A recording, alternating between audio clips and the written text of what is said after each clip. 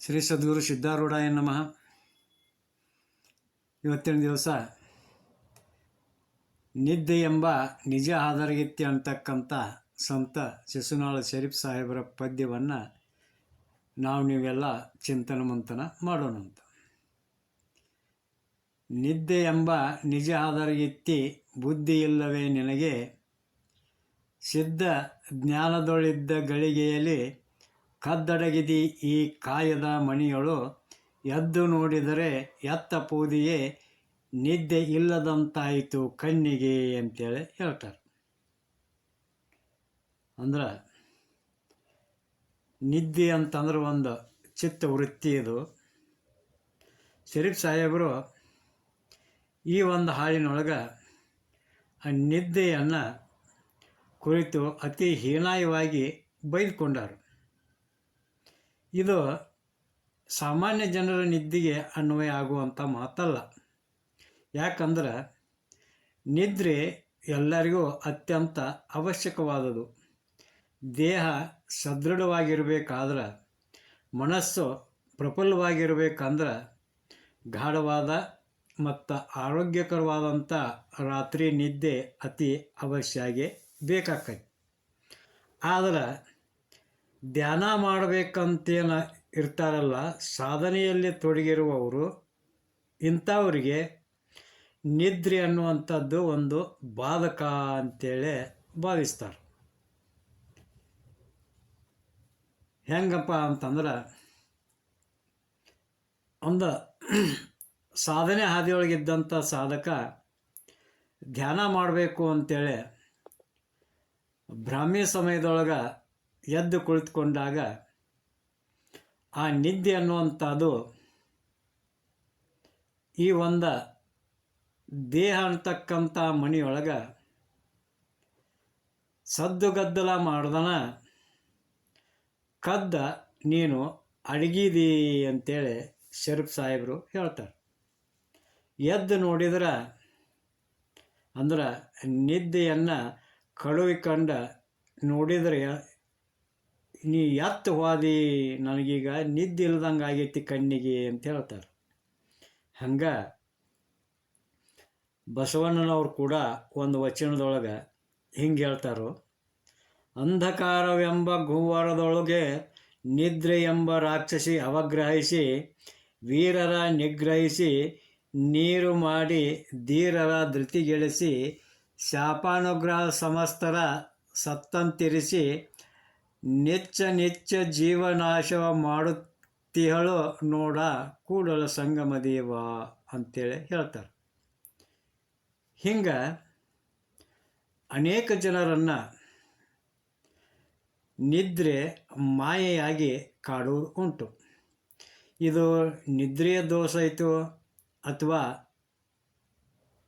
ವ್ಯಕ್ತಿಗಳ ಒಂದು ತಪ್ಪಾಗಿರ್ತಕ್ಕಂಥ ಅಭ್ಯಾಸ ಐತು, ಇದನ್ನು ವಿವೇಕದ ದೃಷ್ಟಿಯಿಂದ ನಾವು ನೋಡಬೇಕಾಗಿತ್ತು.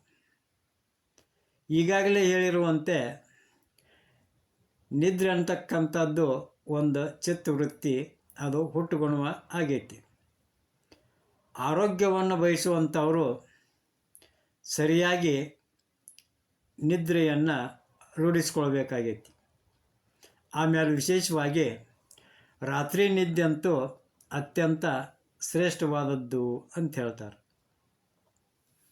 ಇನ್ನು ಎರಡನೇ ನುಡಿ ಒಳಗೆ, ಸೋಗ ಮಾಡುತ್ತಾ ಹೆಂಗಾರ ಬರತಿ, ತೂಕಡಿಕೆಯಳು ಹೆಜ್ಜೆಯ ನೆಡತಿ, ಆ ಕಳಿಕೆಯ ನೀ ಬಾಯೊಳು ತರತಿ, ಸಾಕು ಹೋಗು ನೀ ಇದೇ ಕಡೆ ಸರತಿ ಅಂತೇಳಿ ಹೇಳ್ತಾರೆ. ಅಂದ್ರೆ ಈ ತೂಕಡಿಕೆ ಅನ್ನುವಂಥದ್ದು ಯಾವಾಗ ಬರ್ತೈತಿ, ಆಕಳಿಕೆ ಅನ್ನೋದು ಯಾವಾಗ ಬರ್ತೈತಿ ಅಂತಂದ್ರೆ, ನಾವು ಸರಿಯಾಗಿ ರಾತ್ರಿ ಹೊತ್ತಿನೊಳಗೆ ನಿದ್ರೆ ಮಾಡಲಿಲ್ಲ ಅಂತಂದ್ರೆ ನಮಗೆ ತೂಕಡಿಕೆ ಅನ್ನುವಂಥದ್ದು, ಆಕಳಿಕೆ ಅನ್ನುವಂಥದ್ದು ಬರೋಕ್ಕೆ ಚಲೋ ಆಕೈತಿ. ಹಂಗೆ ಹಗಲಿ ಟೈಮ್ದೊಳಗೆ ನಿದ್ರೆ ಮಾಡೋದು, ರಾತ್ರಿ ತಡವಾಗಿ ಮಕ್ಕೊಂಡ ಬೆಳಗ್ಗೆ ತಡವಾಗಿ ಏಳೋದು, ಅದು ಆರೋಗ್ಯದ ದೃಷ್ಟಿಯಿಂದ ಒಳ್ಳೆಯದಲ್ಲ. ಈಗಿನ ಕಾಲದಾಗಂತೂ ಒಂದು ಟಿ ವಿ ಪ್ರಭಾವದಿಂದ ಶ್ರಮರಹಿತವಾಗಿರ್ತಕ್ಕಂಥ ಜೀವನದಿಂದ ರಾತ್ರಿ ನಿದ್ದೆ ಬರುವುದು ತುಂಬ ಕಷ್ಟ ಆಗೈತಿ. ಸಣ್ಣ ಮಕ್ಕಳು ಕೂಡ ಬೆಳಗ್ಗೆ ತಡವಾಗಿ ಏಳುವಂಥ ಒಂದು ದುರಭ್ಯಾಸವನ್ನು ರೂಢಿಸ್ಕೊಂಡ ಆರೋಗ್ಯವನ್ನು ಕೆಡಿಸ್ಕೊಳಕ್ಕೆ ಹತ್ಯಾರ.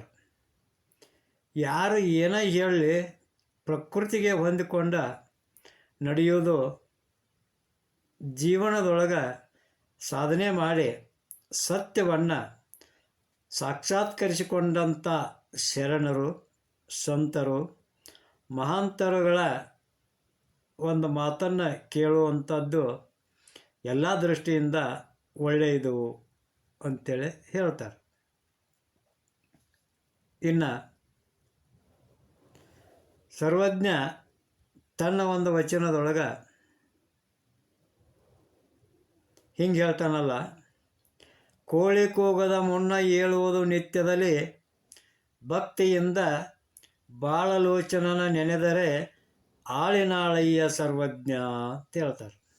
ಅದಕ್ಕೆ ಎಲ್ಲ ಸಾಧಕರು ಸೂರ್ಯೋದಯಕ್ಕೆ ಮುನ್ನವೇ ಏಳುವುದನ್ನು ಪ್ರೋತ್ಸಾಹ ಮಾಡ್ತಾ ಬಂದರು. ಬಸವಣ್ಣನವರು ಕೂಡ ತಮ್ಮ ಇನ್ನೊಂದು ವಚನದೊಳಗೆ ಹಿಂಗೆ ಹೇಳ್ತಾರಲ್ಲ, ಸುಪ್ರಭಾತ ಸಮಯದಲ್ಲಿ ಅರ್ತಿಯಲ್ಲಿ ಲಿಂಗವ ನೆನೆದರೆ ತಪ್ಪುವವು ಅಪಮೃತ್ಯು ಕಾಲಕರ್ಮಗಳಯ್ಯ ಅಂತೇಳಿ ಹೇಳ್ತಾರೆ. ಇನ್ನು ಮೂರನೇ ನುಡಿಯೊಳಗೆ ಹೀನಲೌಡಿ ಹಿಂದಕ್ಕೆ ಸರಿ ಜ್ವಾಕಿ ಜ್ಞಾನವೆಂಬ ಕಣ್ಣಿಗೆ ಮುಸುಕು ಹಾಕಿ ಮೌನದಿಂದ ನೀ ಶಿಶುನಾಳಧೀಶನ ಧ್ಯಾನವ ಕೇಳಿಸುವುದಿದು ಯಾವ ನ್ಯಾಯ, ಇದು ಯಾವ ರೀತಿ ಅಂತೇಳಿ ಅವರು ಕೇಳ್ತಾರೆ.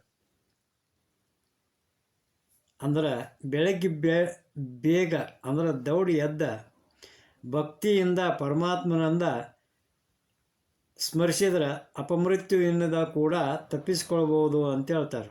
ಇನ್ನು ನಿದ್ರೆಯ ಕುರಿತಾಗಿ ರಾಕ್ಷಸಿ ಅಂತಕ್ಕಂಥ ಒಂದು ತಮ್ಮ ಇನ್ನೊಂದು ವಚನದೊಳಗೆ ಬಸವಣ್ಣನವರು ಯೋಗ ನಿದ್ರೆಯನ್ನು ಕುರಿತು ಮಾತನಾಡ್ತಾ, ಶರಣ ನಿದ್ರೆಗೈದಳೆ ಜಪ ಕಾಣಿರೋ, ಶರಣನೆದ್ದು ಕುಳಿತರೆ ಶಿವರಾತ್ರಿ ಕಾಣಿರೋ ಅಂತೇಳಿ ಹೇಳ್ತಾರೆ. ಒಂದು ನಿರ್ವಿಕಾರವಾದಂಥ ಗಾಢವಾದ ನಿಯಮಿತ ನಿದ್ರೆ ಅದು ಒಂದು ವರ ಇದ್ದಂಗೆ. ಅದನ್ನು ತಪ್ಪಿಸಿ ನಾವು ಅತಿಯಾಗಿ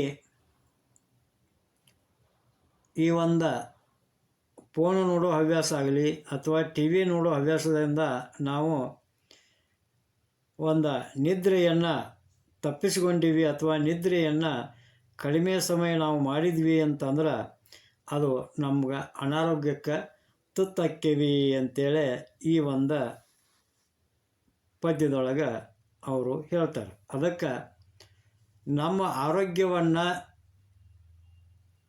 ಚೆನ್ನಾಗಿ ನಾವು ಕಾಪಾಡ್ಕೋಬೇಕು ಅಂತಂದ್ರೆ ಶರಣರು ಮಹಾತ್ಮರು ಹೇಳಿದಂಗೆ ಬೇಗನೆ ಎದ್ದು ನಾವು ಆ ಒಂದು ಪರಮಾತ್ಮನ ಧ್ಯಾನವನ್ನು ಮಾಡಿ ನಮ್ಮ ದಿನನಿತ್ಯದ ಕಾಯಕವನ್ನು ಪ್ರಾರಂಭ ಮಾಡಿದರೆ ನಮ್ಮ ಆರೋಗ್ಯ ಒಂದು ಸುಸ್ಥಿರವಾಗಿರ್ತೈತಿ ಅಂತೇಳಿ ನಾವಿಲ್ಲಿ ಹೇಳ್ಬೋದು. ಇನ್ನು ಮುಂದಿನ ಪದ್ಯ, ಎಂಥ ಬೇಗನೆ ಪ್ರಾಯ ಬಂತೆ ನಿನಗೆ ಅಂತೇಳಿ ಅನ್ನುವಂಥದ್ದು.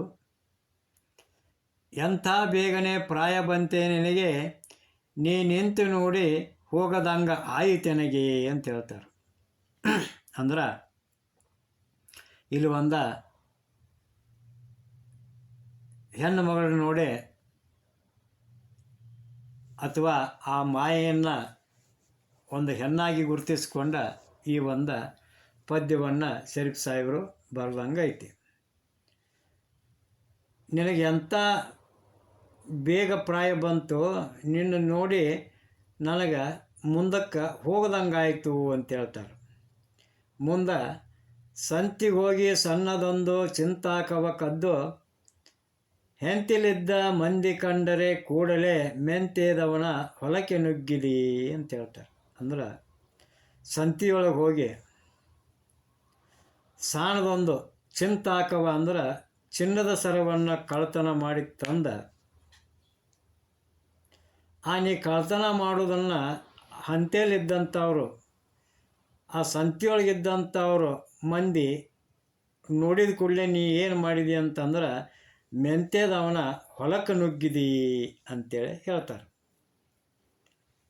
ಅಂದ್ರೆ ಈ ಒಂದು ಪದ್ಯವನ್ನು ನೋಡಿದ್ರೆ ಅತಿ ಕಾಮುಕಳಾದಂಥ ಹೆಣ್ಣೊಬ್ಬಳು ಹಾದರತನವನ್ನು ಮಾಡಿ ಹಣ ಗಳಿಸಿ ಜನರ ಕಣ್ಣು ತಪ್ಪಿಸಿ ಬದುಕುವ ಪ್ರಯತ್ನ ಮಾಡಿಯೂ ಕಡೆಗೆ ವಿಫಲಳಾಗಿ ತನ್ನ ನೈಜ ಸ್ವಭಾವ ಜಗತ್ತಿಗೆ ಪ್ರಕಟವಾಗಿ ಸನ್ನಡತೆಯನ್ನು ನಡೆಯದೆ ದುರ್ನಡತೆಯಲ್ಲಿ ಬದುಕಿ ಕೆಟ್ಟ ಹೆಸರು ಪಡೆದಂಥ ಒಂದು ಹೆಣ್ಣಿನ ಕತೆ ಇದ್ದಂಗೆ ಐತಿ.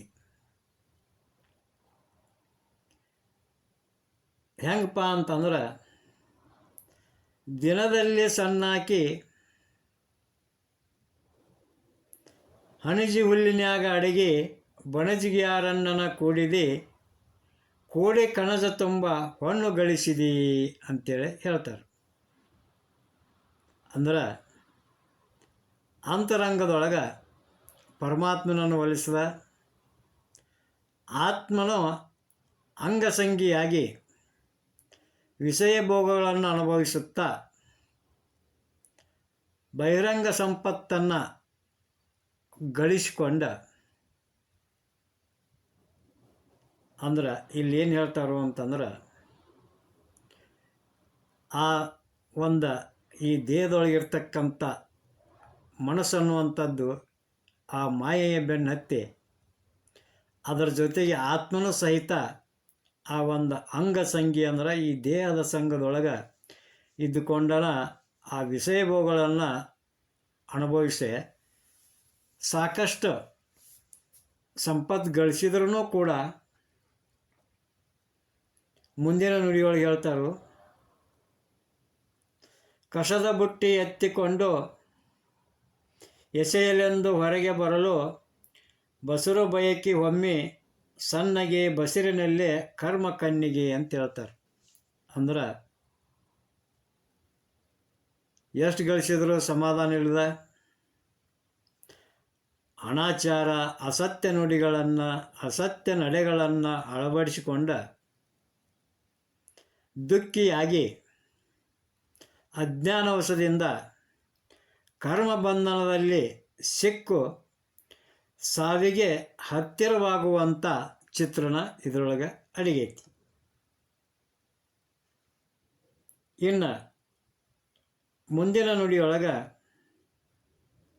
ಎಣಿಕೆ ಸಿಗದ ವಿಷಯ ಕೆಳಸಿ ಮಣಕ ಕೋಣನ್ನೀದ ಹಾಂಗ ಉಣಿಸಬರದ ಅಡಗಿ ಮಾಡಿದೆ ಶಿಶುನಾಳ ದೇಶನ ತಣಿಸಿ ಒಳ್ಳೆ ಗರತಿಯಾಗದೆ ಅಂತೇಳಿ ಹೇಳ್ತಾರೆ. ಅಂದ್ರೆ ಮಣಕ ಕೋಣನ್ನೀದ ಹಂಗ ಅಂತ ಹೇಳ್ತಾರೆ. ಅಂದ್ರೆ ಮಣಕ ಅಂತಂದ್ರೆ ಇನ್ನೂ ಪ್ರಾಯಕ್ಕೆ ಬರಲಾರ್ದಂಥ ಒಂದು ಕರ, ಹಸುವಿನ ಕರ ಇರ್ಬೋದು ಅಥವಾ ಎಮ್ಮೆ ಕರ ಇರ್ಬೋದು, ಇನ್ನೂ ಪ್ರಾಯಕ್ಕೆ ಬರಲಾರ್ದಂಥ ಒಂದು ಕರು ಕ್ವಾಣ ಇಳ್ದಂಗೆ ಆಗೈತಿ ಅಂತ ಹೇಳ್ತಾರೆ. ಏನಪ್ಪ ಅಂತಂದ್ರೆ ಮಣಕ ಅಂದ್ರೆ ಪ್ರಾಯಕ್ಕೆ ಬರೋದಂಥ ಎಮ್ಮೆ ಅಥವಾ ಹಸು ಅಂತೇಳಿ ತಿಳ್ಕೊಳ್ಳೋದು. ಅಂದ್ರೆ ಇಲ್ಲಿ ಮಣಕ್ಕೆ ಯಾವುದು ಅಂತಂದ್ರೆ ಜ್ಞಾನ ಭಕ್ತಿ ವೈರಾಗ್ಯಗಳಿಂದ ಪರಿಪಕ್ವಗೊಳ್ಳದಂಥ ಜೀವಾತ್ಮ, ಆ ಒಂದು ಅಜ್ಞಾನದೊಳಗಿದ್ದಂಥ ಜೀವಾತ್ಮ ಆ ಅಜ್ಞಾನದ ಫಲವಾದ ಏನೋ ಮೃತ್ಯು ಭಯ ಅಂತಕ್ಕಂಥ ಕೋಣವನ್ನು ಹಡದೈತಿ ಅಂತ ಹೇಳ್ತಾರೆ. ಅಂದ್ರೆ ಇಷ್ಟೆಲ್ಲ ಮ್ಯಾಲಿನ ನುಡಿಯೊಳಗೆ ನಾವು ನೋಡಿದಂಗೆ